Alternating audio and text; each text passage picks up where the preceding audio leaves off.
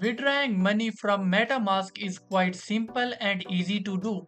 In this tutorial, I will show you how to withdraw money from Metamask to any other wallet. So what you have to do is simply copy the address of Metamask wallet.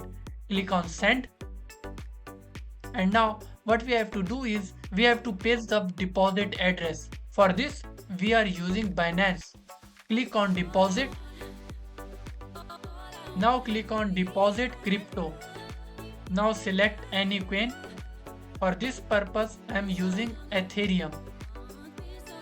Now select network, click Ethereum. Now you have to copy this address. We have to deposit in Binance, so we will copy this, and here we will paste the deposit address. So in this way we will withdraw money from Metamask to Binance easily. Click on continue. So I don't have any money in Metamask.